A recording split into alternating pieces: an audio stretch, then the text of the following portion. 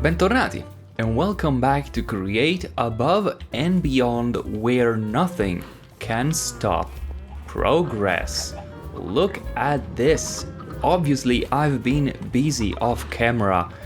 Let's recap what happened in the last episode really briefly, though. So if you recall, we are working through the, what's this, third chapter? Yes, the Catharsis, chapter number 3. And we managed to get our colors refined into chromatic compound. Right now, pretty much all the machinery is on a standstill because we are fully backlogged on chromatic compound. I have one on me for some reason. Maybe I left it. Yeah, maybe I left it on the ground. Now these guys, I don't think they despawn, and they don't despawn because, as you might remember, we read in here, what we need to do is we need to drop them near a light emitting block, okay? That is the next step. And what I thought is, well, what is a light emitting block? A light emitting block is, of course, glowstone, right? And I thought, okay, can we passively produce glowstone? And in fact, we can. And I started testing how we might go around doing that. The thing is, though, we don't really need it. Like, sure, we can do it, and I'll prove it to you briefly, because that's the purpose of all that jazz, but really, there's something a lot easier. A torch is a light-emitting block, and somehow I assumed that would have been too easy, right? Like, I thought to myself, surely it can't be as easy as dropping this near torches, right? But it turns out it is. Yep, see, it's consuming torches. And after a while, it becomes refined radiance. Also, something else occurs. Refined radiance, I think at the very least, as it transforms, goes upwards. Does it stop? Yeah, it does stop at some point. Oh, and look, there's another one there. Yeah, you can tell by that I've been running some tests. So this makes for an interesting contraption, right? First of all, we can produce and place torches somewhere, and that can be done pretty easily. Then we need to find a way. Okay, I briefly activated my coin of fortune using a hotkey in order to get that one. And then we need to drop the chromatic compound close to those torches, and then we can collect it as it floats upwards, okay? And that's gonna be the route we go. Now, a lot of people on YouTube instead go another route, which is maybe easier, which involves getting a nether star and building a beacon, because if you drop, again, the chromatic compound on a beacon, it absorbs the light of the beacon, but the beacon stays in place. The beacon is... beacon? Yeah, beacon. I mixed beacon with bacon, at least in my head, which is probably delicious. What I wanted to say, though, is that the beacon is not consumed by the process. So that's for sure like an easy way to go about it, but I want to go...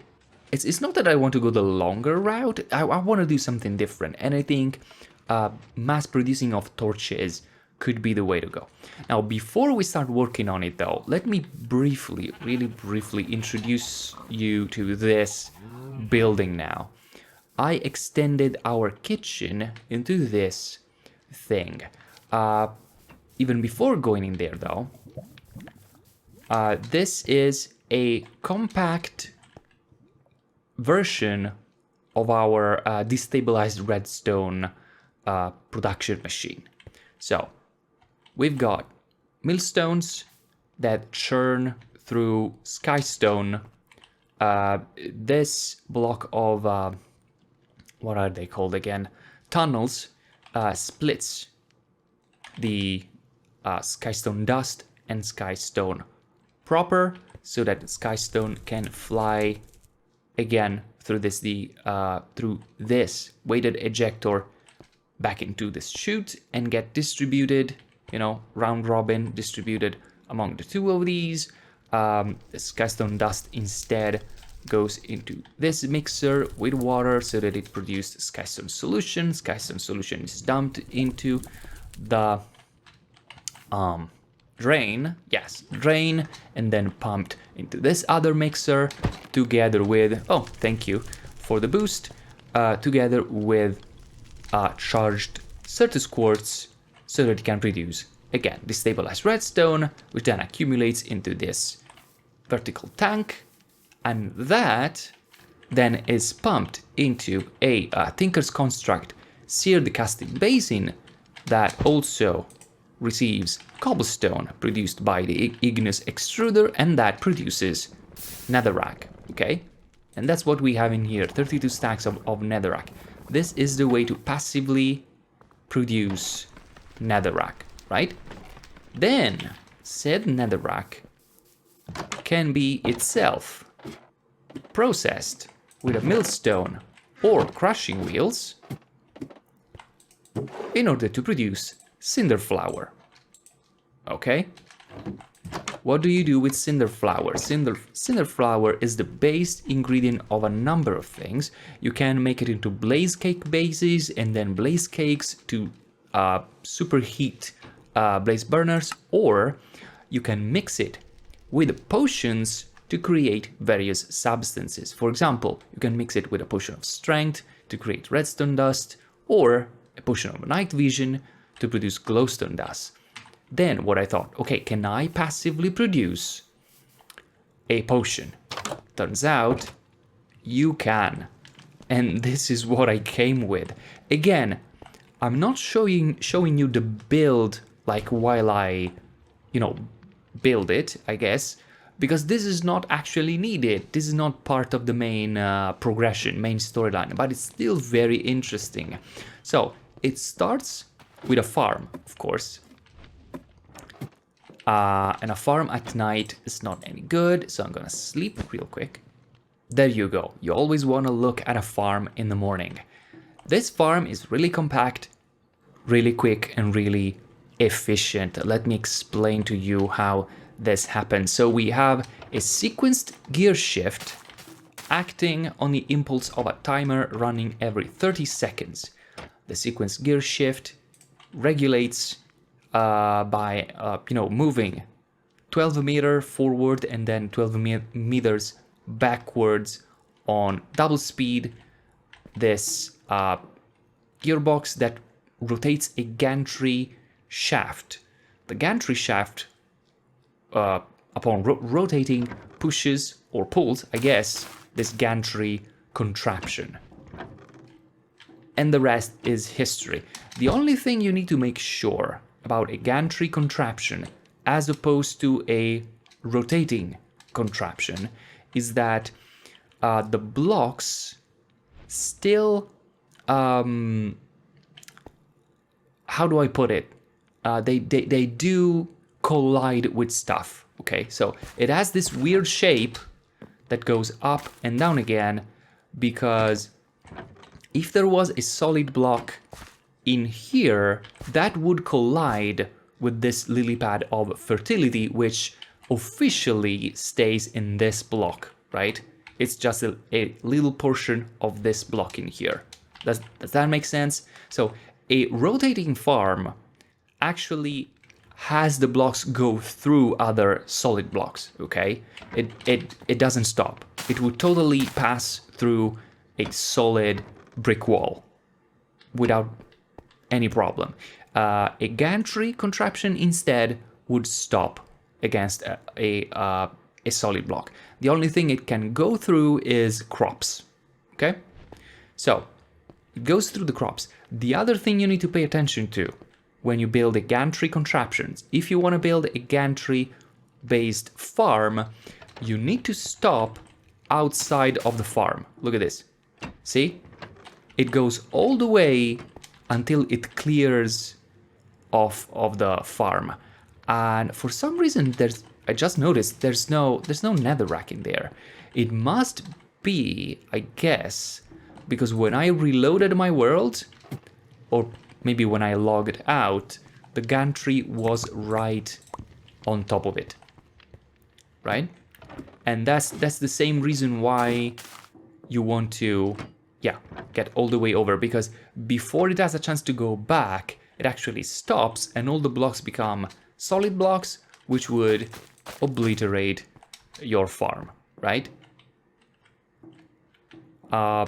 So yeah, then how is this so fast? Because there is not one, not two, but 4 lily pads of fertility constantly bone mealing a farm that is sitting on rich soil farmland. So, as you can see, amazingly quick, okay? Then, all the produce is pulled by virtue, let me jump up, by virtue of this chest and these chutes, and the chutes get inside this drawer controller, right? Drawer controller here, and it pumps the produce in all these drawers, right? Then, from the drawer controllers, we also extract using brass pipes. The brass pipes with a low retrieval module and a stack limiter set to 4, they put, or they pull, I should say, the nether wart into this first mixer. The mixer need to be heated, and then it's also provided with water, and that produces awkward potion. Awkward potion is then pumped into this big tank, 64 bucket tank. The entire thing has a stockpile switch. The stockpile switch only governs basically this hopper that makes it so that we stop consuming wood while the tank is even just 25% full, okay? Then, from the tank, awkward potion is again pumped into another mixer. This one also would be heated, and this time the heating is governed by the fact that that we put some ingredients in here. So I left it somewhat manual, okay? It doesn't produce on its own. I think it can be done, but it would be much more complicated than this. In order to show you, let me grab an ingredient. Let's say that we wanted to make some strength potion, right? So I grab some blaze powder, come back in here, I put the blaze powder inside here. The blaze powder is detected, which prompts the blaze burner to be fed planks, and this thing mixes the awkward potion with the blaze powder, and here we got potion of strength, which is then pumped into this pipe system. It might also, no, this valve is locked, so it cannot get in here, but it goes into its own tank. And here we have 14 buckets of potion of strength, 20 of potion of night vision, and in here we can do the magic. For example, if we start putting, let's say, 4 cinder flower under here, it gets mixed with potion of night vision, and that becomes glowstone. In here, for example, with potion of strength, becomes redstone instead. Again, not automatic. I'm not planning to use this for this reason specifically, but it is one way to produce an infinite amount of redstone dust or glowstone dust or other things of that sort. Of course, in order to produce glowstone dust, the other thing I would have to automate is the crafting of carrots together with gold nuggets in order to produce golden carrots. However, one golden carrot makes an entire bucket of night vision potion, which then is used, I think 25 millibuckets at a time. So you actually get a lot from your gold, okay? Now this system right now can sort through, smart fluid pipes and store 6 types of potions. I elected healing, water breathing, strength, night vision, regeneration, and swiftness. One thing that I want to show you about this system that is not immediately obvious is that in order to correctly filter these fluids, you need to use bottles, okay? So you actually need to fill a bottle with the proper type of potion. Normally you would use buckets, but you cannot have a bucket, let's say, of potion of strength, right? There is no way to fill a bucket with a potion. You cannot, however, fill as normal a glass bottle, and you can use that to filter. That works perfectly, okay? Right, so this was a nice diversion. I had a really good time building this. It was a fun problem to solve. Anyway, back to main progression. We need to build, or I guess to craft, torches automatically, then place them, then drop the chromatic compound in between those torches. So let's start by going downstairs where our wood is collected, and let's see what we can do about torches. Now, this thing is a little bit of a mess. This was my... okay. Guys, give me a second. I need to mute using the, awesome sound muffler mod. I need to mute a little bit of these animal sounds, okay? Give me a second while I go through them and I at least make them slightly lower in volume.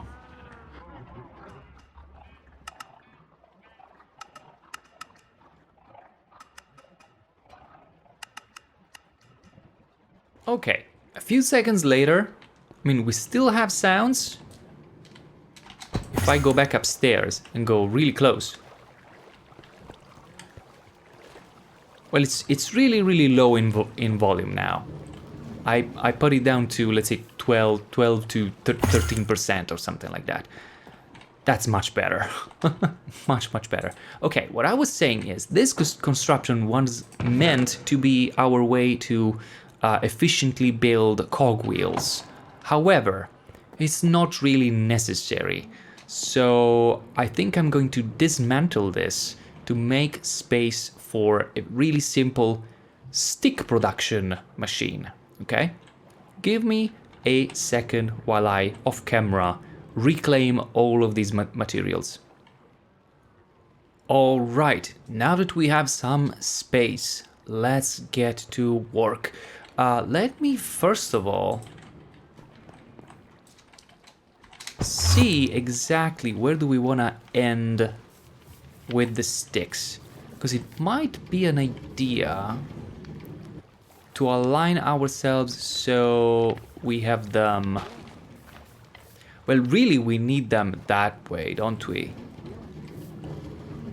But can I actually go there? That's the question.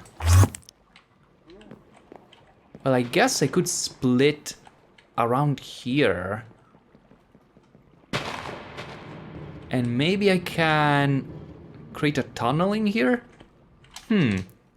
That could be an idea. Okay, let me spend a minute digging in the stone in here. Yeah, and maybe I can split... no, these are planks already. So maybe that splitting planks is not a good idea.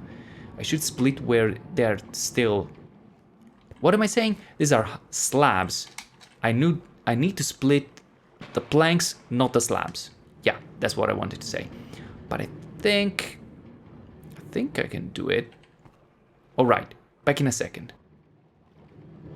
Okay, I dug a little bit of a tunnel in here.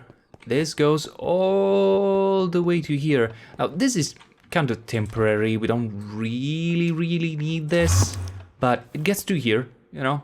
At least while we are working outside, it will give us, you know, enough materials to at least test our builds, you know, because in the end, those contraptions will all get relocated, yeah, down. Anyway, what I was trying to do is see where and how I can split this thing. So from here, we could get to, yeah, to here. And I think this would work. I'm hesitant to put something there, but I guess I can allow myself to do this, and this. Okay, if I leave this like not moving, is the word. This is what I was trying to say. Like if this goes into a belt that doesn't move, we will not spill items everywhere. But can I do this and? Oh no, I can't. I can't. Okay, slight setback here. Okay. I thought of a solution. Gearbox, right? If there's a gearbox there, I don't need those. Right? Means I can remove this, which means I can do this. So I have a straight segment, so I can split on a straight segment, that I know for sure. Then I can do this, and I can go up from here. Yes. And it still goes the right way, which I love. And then I do this, and this can, oh, then of course robbed me of all my connected items. And then this can go as far as I don't really remember how far can belts go, but pretty far. Look at this. Up to here, apparently. There you go. Okay, let's now split the line. And if I do this. Okay, fantastic. See? Sometimes when you place the tunnels, the thing doesn't move. The only thing you have to do is to right click on any of them to remove the objects that are underneath, and from that point onwards it starts distributing items the way you want it, the intended way. So let's bring, I think I'll bring the planks all the way to here, and then in here we will transform them into sticks. Let's see. Let's do this. And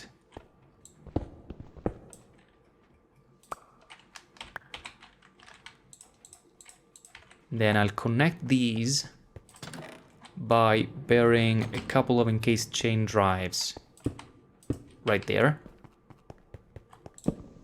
So this line will give us planks. The planks need to be crafted in mechanical crafters. Like so. And the mechanical crafters we can do like so. If are set up so that they are connected, yes, we can input into one of them and the planks will get distributed and crafted like so, right? So we input into the crafter with a funnel. There. Can we also exit with a funnel? You know, I never tried this. I guess I can though. Let's have another belt right here. Temporarily. Maybe a short one. And then we accumulate sticks in a chest. And I want to see if this... Well, this is nonsense though. Absolute nonsense. Because if I'm gonna accumulate sticks anyway, I might as well do this. And then there's a belt going out. And then this belt gets the sticks out. Yeah, this makes a lot more sense actually. A lot more sense. So let's see. I only need to connect these guys, which right now I can't do unless I shorten this up this way. And then I get a cogwheel, please.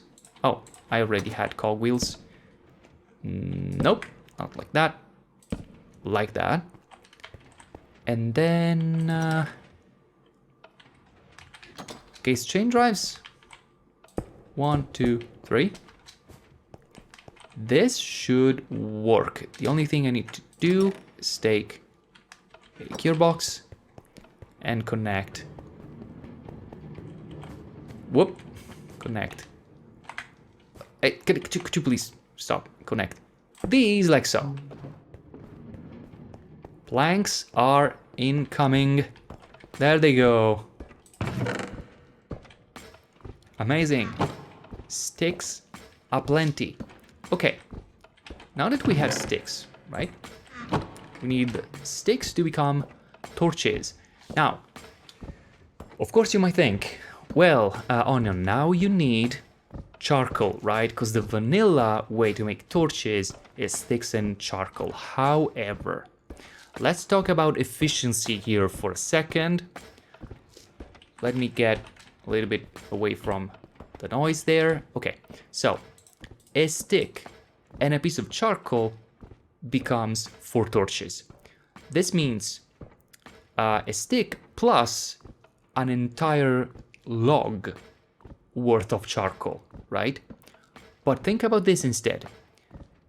If we put that log through the saws, that log can become 6 more planks, and 6 planks. Let's see. These are 6 planks. 6 planks make for 12 more sticks. Okay, so is there a way to just use sticks to become torches? Yes, there is, because we can simply place sticks above either campfire or stove or skillet, and after a while they get cooked into torches. So what I will do now is get upstairs and I'll go, well, I'll probably sleep first of all after flinging an egg, and then I'll go and snag one of these, because we don't really need to have this many. Like, this contraption has always been pretty overkill. So let me reclaim, yeah, like that. Just a couple of them. Okay, cool.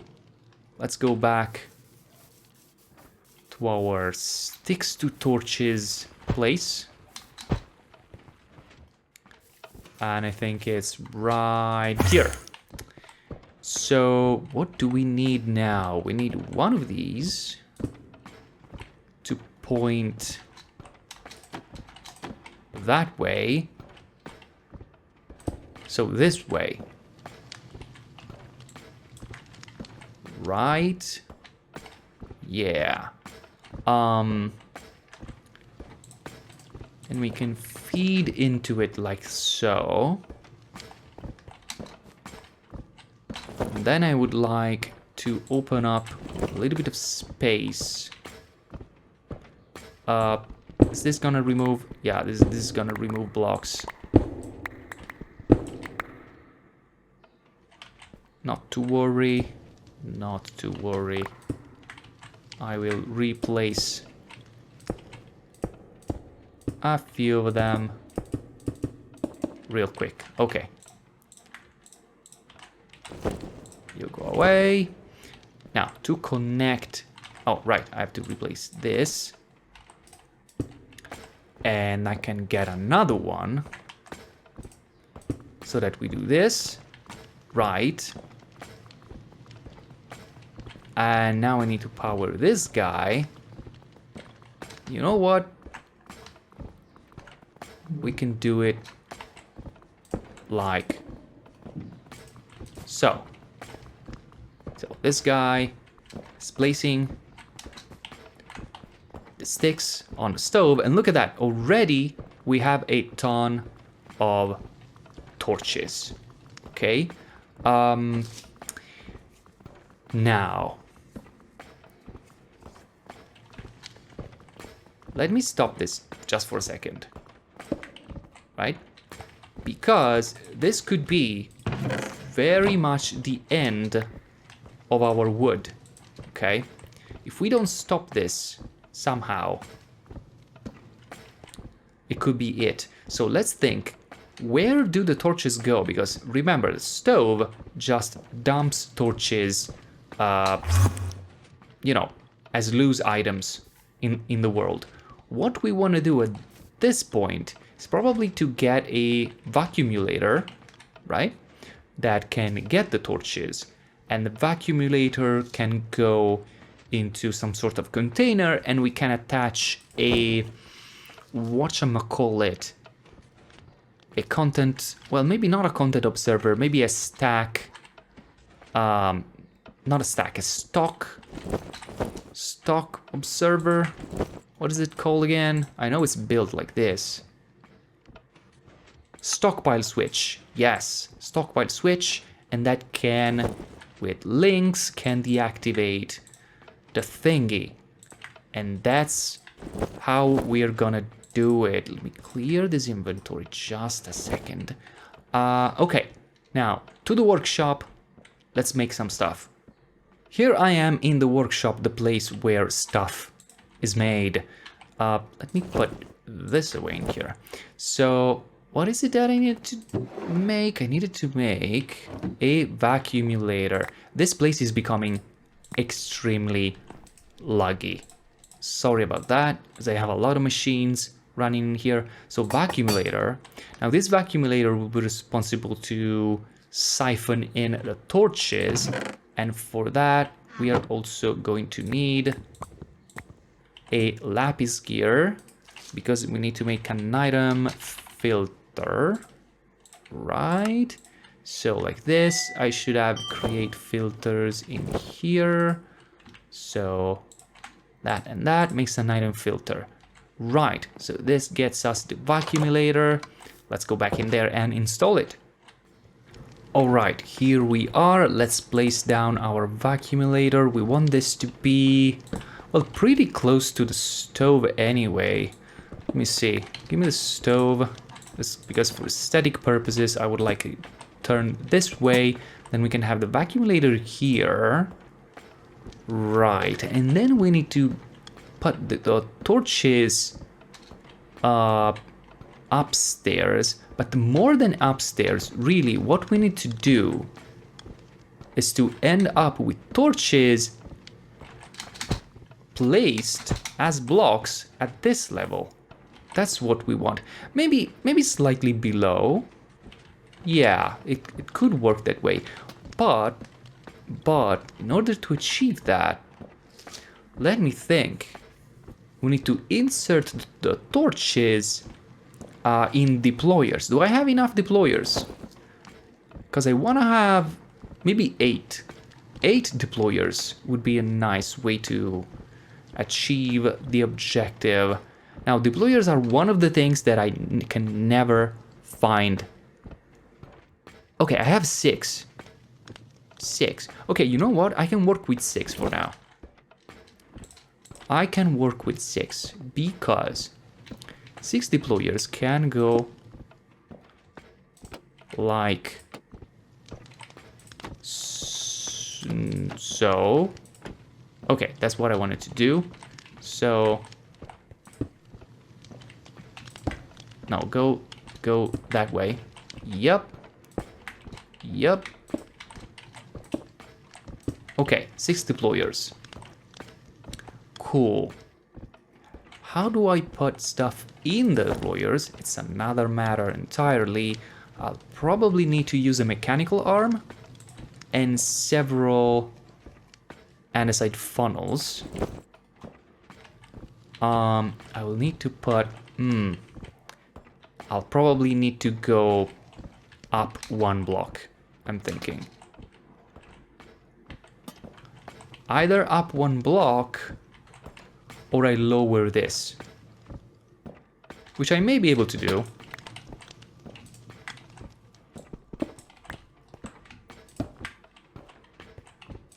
What if... Okay, so what if I put this in here like this? And stove in here like so. And... Oh, idea. This. And... this. Yes. Gets in there. This is more easily powered. You know, transferring motion across all of this. And then vacuumulate here. Then from the vacuumulator, we move items in a depot or depot. No, this is a weighted ejector, which is fun, but not what I need right now. Do I even have a depot? Yes, I do. Thank you so very much. You can go there. Oh, I hated it. You can see... Ah. Okay, whatever. I'll have to endure for now. Andesite funnel in there. Yes. Vacuumulator needs to have this. And it needs to allow only torches. Right, so we would have torches in here. Then, if we have andesite funnels in here like so. Right? Then we can have a mechanical arm.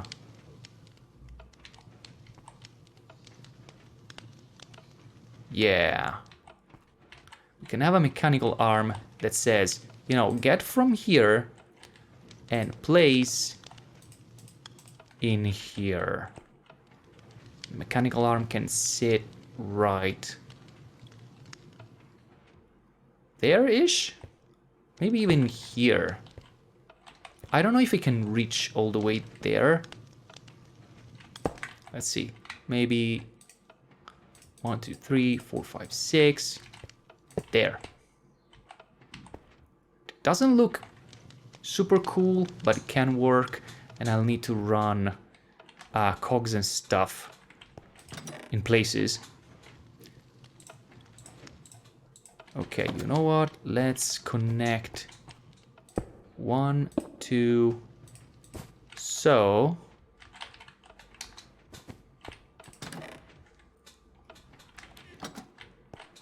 then let's,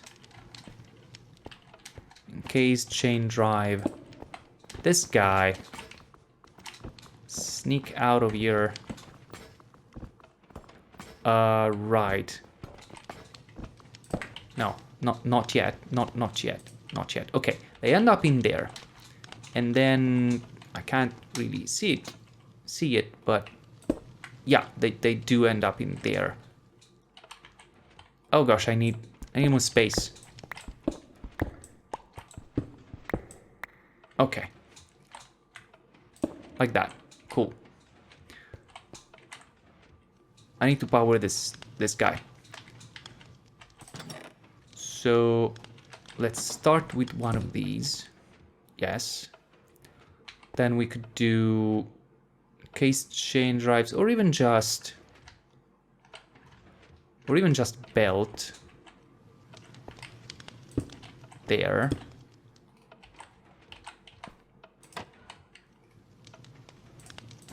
Like so.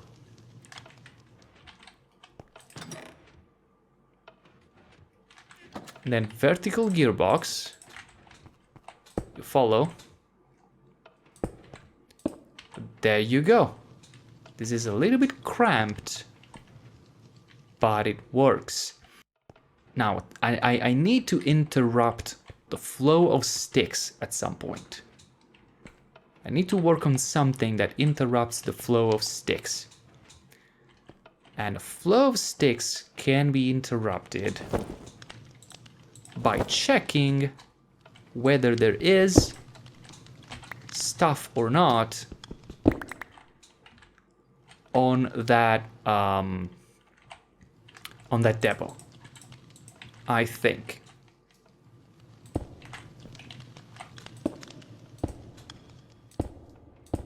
So I need to extend this tunnel slightly.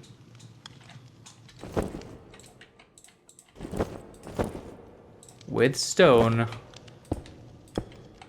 Because otherwise I would feel really bad. Okay, so if I extend this way.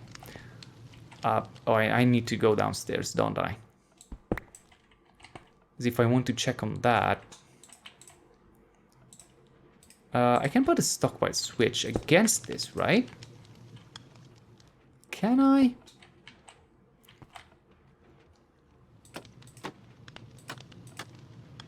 I mean, there are torches there.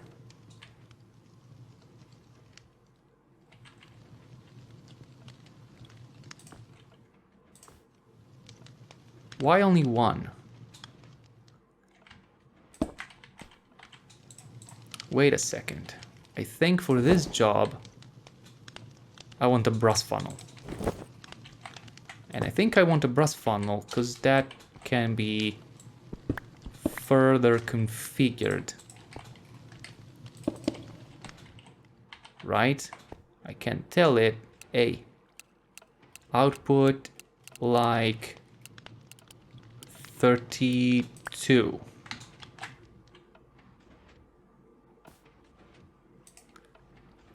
Yes. Okay. And then when it's 0, you output a signal. Right? And when you output said signal,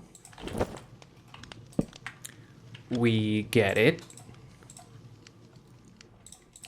And we say that this channel is sticks to torches.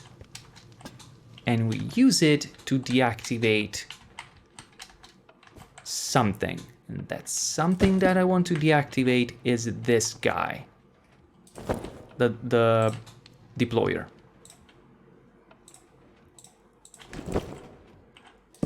Red toolbox give me a clutch. Clutch in position. Clutch connected to the link. Receiving. Channel sticks to torches. Amazing. So it's now deactivated. Now we just need to reconnect all this stuff. This, and this. And boom. Let's see. Okay, see? This guy is not active.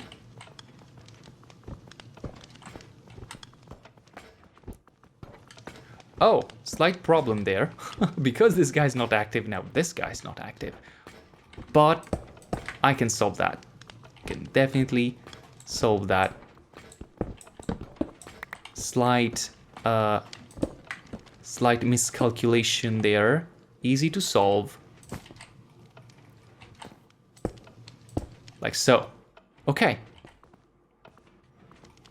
This guy is now getting the torches. Now that the depot is empty, sticks are being placed on the stove. The stove, like, very, very quickly produces more torches that get inside the vacuumulator. When there's enough torches there, the hand picks them up. If I stay in here for a minute, we should have enough torches to completely fill these 6 guys, and at that point the entire thing should backlog and stop. So back in a second. And there it is, the entire thing is backlogged. So the depot has stuff on it, yes. So this is activated, so this has stopped, and this also is completely full of sticks, so totally backlogged. It's not moving, it's not wasting resources, and all these guys have a lot. Now, only thing remains to be done is power up these guys. Oh no. Okay. Need to power up those deployers, and I'll do so with 3 shafts and a belt.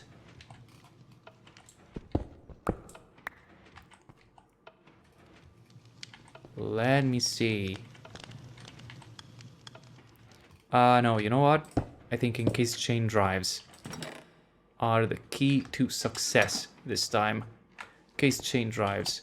1, 2, 3, 4. Because the nice thing is that you can rotate them like so. And then you can do this, right? Stop it for a second. I'm not ready yet. Let's jump upstairs and... boom! Huh. Well, it was almost placing correctly. What I want to happen... okay, now those guys place 1 block up, so... is this block? If I do this... should place torches right here.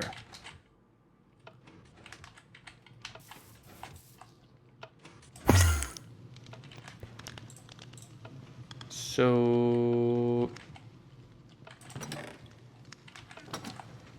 there we go. Fantastic. This is exactly what I wanted. Now, just to test again, if we were to drop... no, that's too much. Definitely too much. If we manage to drop like a couple of these there... yes! Yes! They start absorbing the light and the torches get immediately replaced. Amazing. That's exactly what I wanted. So, last thing that we need is to have maybe a belt, bring items in here, or maybe, well, what a stupid question. Not a belt. I need a weighted ejector, of course, that ejects stuff in there. However, again, I don't want to eject too many items. I think the answer in this case is really, really easy. I need a pressure plate. Because when the thingies are done cooking, are done absorbing light, they float. And if they float, they release the pressure plate, right? I think that's the answer right there. So pressure plate goes to redstone thingy, right? See? Yeah. So when there are items in here, this will deactivate the thing. So let's grab 1 and 1, because this channel is gonna be chromatic compound to refine radiance, and this will stop the weighted ejector. So something like this. Now, this weighted ejector, I need to bring... Well, I can move that, actually, if I need. So, I can move the output in here. Yes. So that I can then move items right here. Yes. So, you stay there, my friend. And you'll get powered in a second. Actually, you'll get powered right now. I need to go back and get my toolbox. Right. Okay, toolbox. Again, give me a bunch of encased chain drives that I so much love. There you go. Now, how many at a time do we want to do? Let's say maybe 4. Or even 2, because this thing resets really quickly. So, before one actually gets on the pressure plate, well, you know what? Let's do 1. Yeah, let's do 1. Now, to make sure that they don't overshoot, though. Okay, I need to see this. Let me put just any item in there.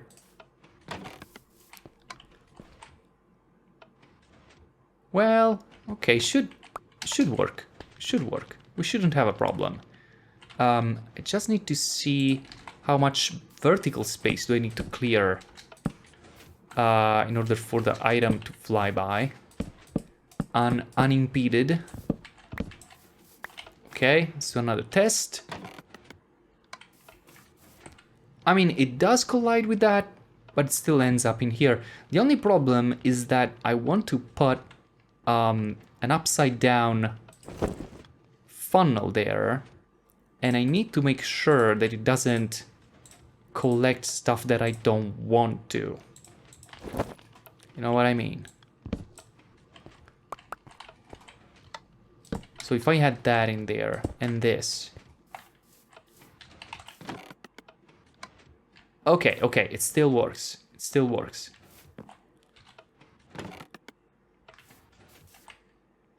Okay, I'm pretty happy with this. So let's do this test now. A real test. There you go. Absorbs the torches.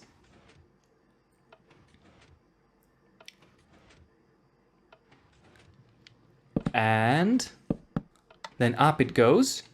Haha! And it's in there. Haha! Fantastic. Amazing. Exactly what I wanted. The only thing left to do is actually deactivate this with the other link that I don't have on me. Where's the link? I didn't get it. So this goes there. I need a refined radiance and one of these, because this says this to this receiver. So again, that is now deactivated. This is now converting. And this is now free to go again. Of course, this doesn't work. There. I think we are ready to move this chest down here. So let's first of all move these. Oh, no. Oh, no. Okay, I think I need to make a mess here. Oh, this is very much a mess. Shouldn't have done that.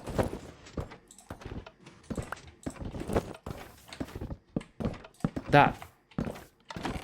Oh my gosh. Help! What have I done?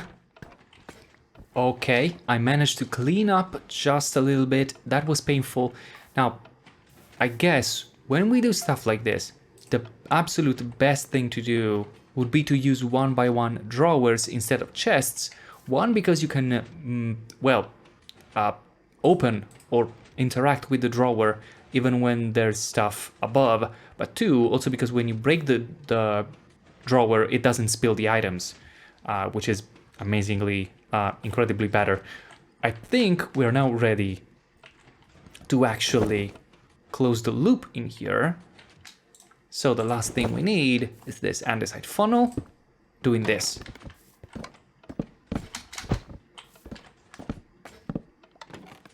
Oh yes. Okay, actually, the thing stops before it can launch a second one. So I think we'll go in here, we'll remove this, and we'll say, you know what? You can launch as many as 4 at a time. Let's see. Okay, there's 4 there. All of them start converting at the same time.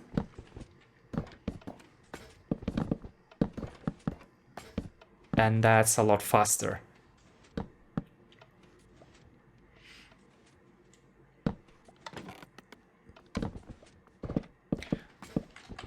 Okay, and all of that gets inside here. I also have some in me. Not in me, in my inventory. Let's put it like that. That's much better. I just now realized we have another backlogging problem, which is what happens when this is full, right? I think we should add another condition, let's say. So let's put another stockpile switch right against this guy. And we say, you know what, my dude, when you are about 10% full, and until you go down to 5%, you're gonna stop. We get another couple links, but this one here, this one, we say it's the double refined radiance channel, okay? And I think, well, we can simply add this. Don't see any problem in doing that. Stick it in here. We say you also are a receiver of the double refined radiance channel. And I think we will soon see if it works. We're almost there. Well, we are halfway there. So let's sleep on it and wait a second. That's a feather, not a sleeping bag. And let's see how it goes. And there you go, finally, this chest is above 10%, which means that the ejector doesn't eject anymore, which means that this is probably properly backlogged. I also replaced the chest with a drawer there, which makes things a little bit easier. Let's test, live that this works. If I remove this temporarily, I need to remove more. Okay, now we are again in a condition where the ejector is allowed to pump out items, which are then converting, which are then going up and floating inside the chest. And now again, it's all deactivated. Cool.